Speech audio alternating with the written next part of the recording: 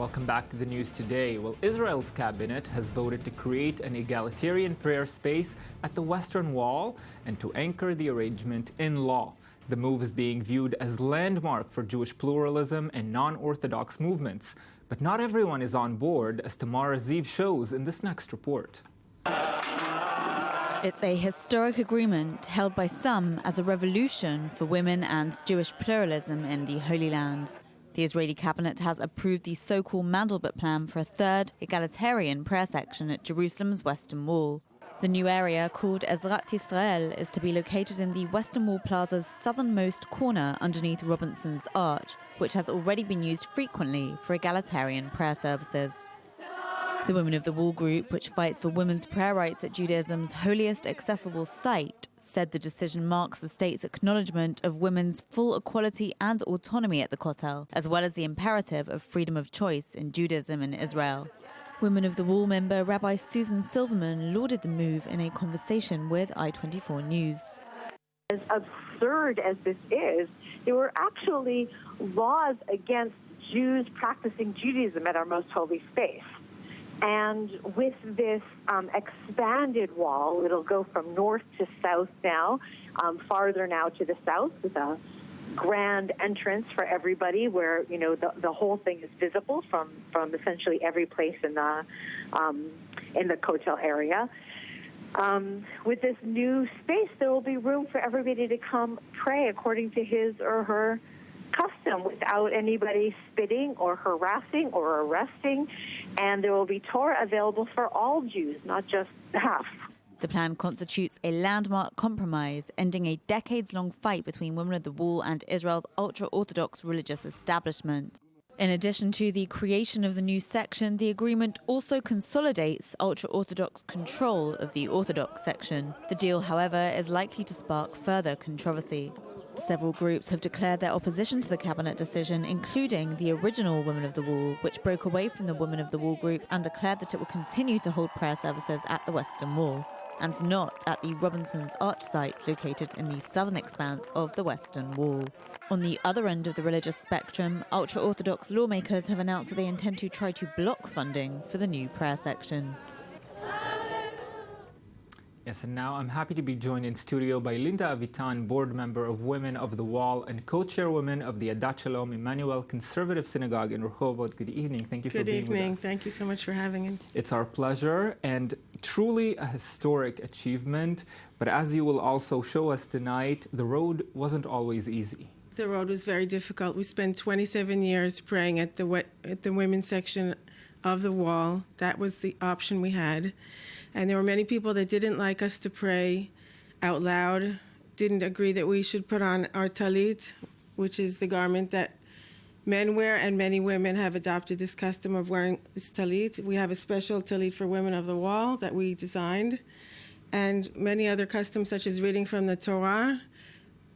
People were against it, and the rabbi of the Kotel forbade it, even though it wasn't in his jurisdiction to do so.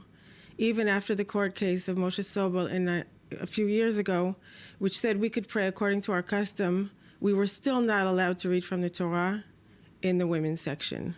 Were you surprised by this development? Because many people are saying, how come now with this government, where it's least expected, the government is often criticized for passing this bill and that bill and being called undemocratic. Were you surprised that this happened now?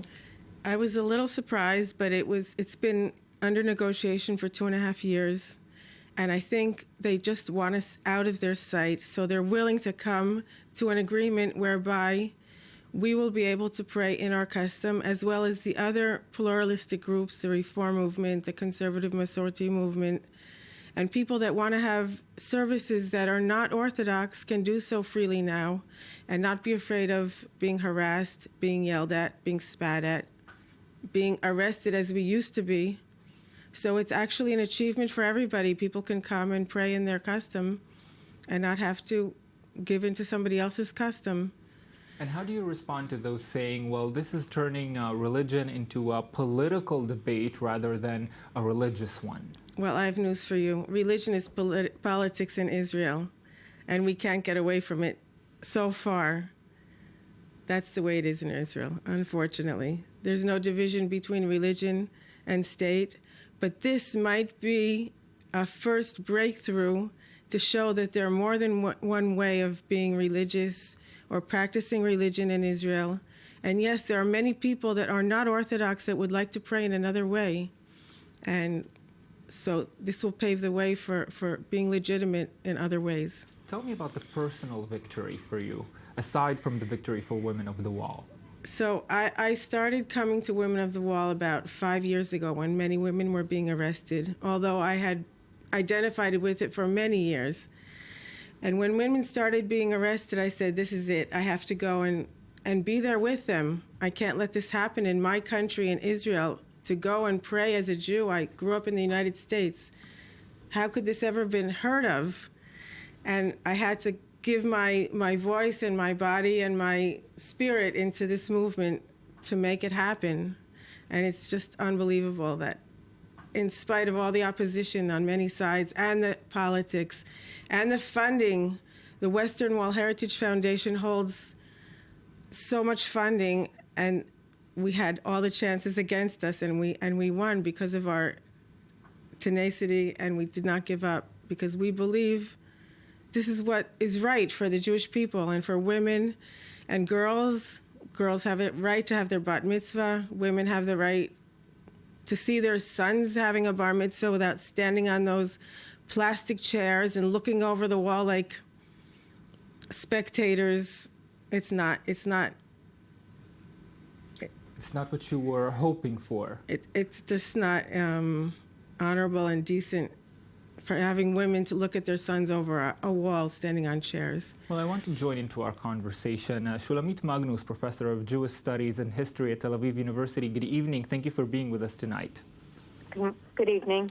Of course, in an article you wrote for the Jerusalem Post today, you say, and I quote, coercion is wrong in religion and it is wrong in public policy. It is wrong, above all, at the Kotel. So you point to problems in this deal. Tell us about them. The deal is very, very problematic. It trades in the rights. It takes the rights, the hard-won rights of Jewish women to pray in peace according to our custom at the Kotel, at the national holy site of the Jewish people. It takes our hard-earned rights there, and it uses it as currency to buy the conservative and the reform movement's recognition at Robinson's Arch. We're not opposed to people having Robinson's Arch for whatever kinds of services they want to have there, for egalitarian services. We believe that everybody should be able to pray in peace according to their customs and according to their conscience. What's wrong about this deal is that it will remove women's tefillah from the Kotel and require us to either become Harediot, to become ultra-Orthodox in our prayer practice if we want to stay at the Kotel and give up everything we fought for 27 years, or to go to Robinson's Arch and be not at the Kotel. Our goal has been to have women's inclusive prayer at the Kotel, not affiliated with any movement, but welcoming women, Jewish women from all streams of Jewish practice and belief, and to give us women's solidarity in tefillah at the Kotel itself. This deal takes that away from us.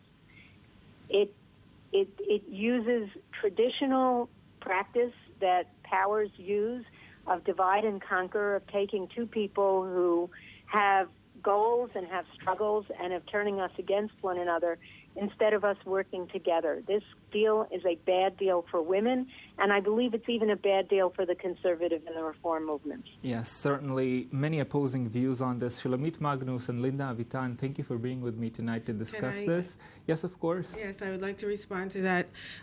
We will still be at the Kotel. There will be a development of the southern end of the Kotel. We are not giving up our right to be at the Kotel, and that's a very important point to make. So we don't mind if we're at the northern end or the southern end. This area will be developed, and we will be able to use it as a respectable prayer area. And in addition, the upper part of the Kotel will be used as a national place for having ceremonies of national interest. Yes, Linda Avitan, thank you very much. Thank you very much. I want to share this next piece with you. I-24 News was at the Kotel today and gathered these responses. I'm delighted with the decision. It's an incredible opportunity for the State of Israel and for the Jewish people and for Jewish women. We have achieved something which is unprecedented, which is the government of Israel recognizing pluralism, Jewish pluralism, women and women's prayer as part of the spectrum of what happens here at the Western Wall. I wonder what their reasons are, if they're real or they're just being antagonistic or let's be a little provocative. But I think that obviously their provocations stir the government to make a decision, and I think it should be good for everybody.